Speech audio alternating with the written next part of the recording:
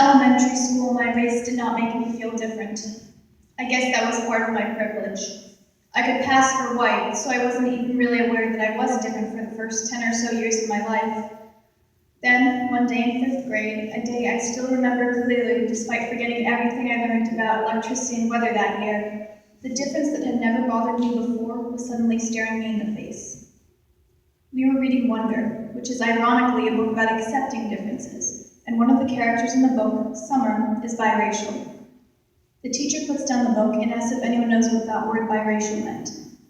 I had never heard that word before, and I didn't want to try and guess what it meant, but one kid raised his hand. When the teacher called on him, he said, "It means a person like Valerie."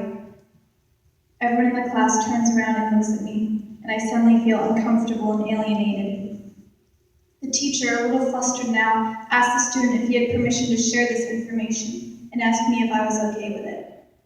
Somehow, the teacher's reaction made me feel even more separate, so I quietly nodded and retreated within myself, trying to find that privilege that had protected me before.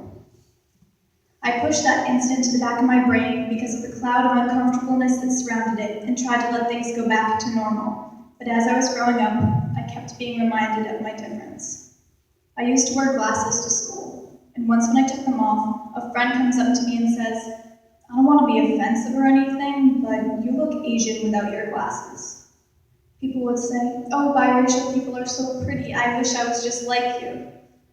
People who say these things don't mean to offend me, but they make me feel uncomfortable, and then I feel bad for being uncomfortable because it's not like they were trying to hurt me and it could be a lot worse.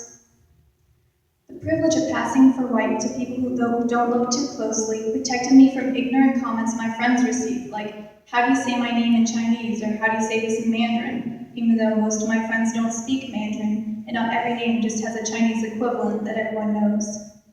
But this privilege also makes it hard to feel like I ever fully belong.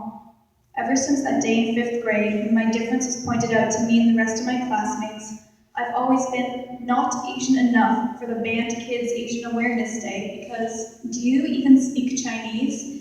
And not white enough to satisfy people, so they have to ask, what exactly are you? People are never really satisfied. It feels like they want to put you into a box and have it match what you look like. But when I try to tell them what I am, they refuse to accept it. Do they expect me to say, "Yes, I was wrong. I'm not half Chinese, I'm Native American or Filipino or whatever you think I look like just because you said so"? I had the privilege of looking inside myself and deciding what part of my identity I wanted to embrace.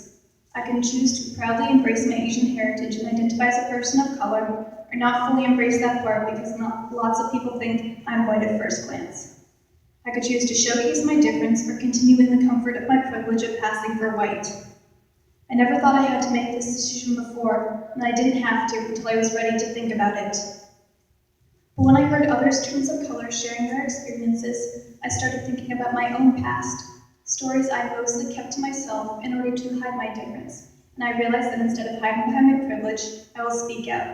Yes, I am privileged, but I'm also a person of color.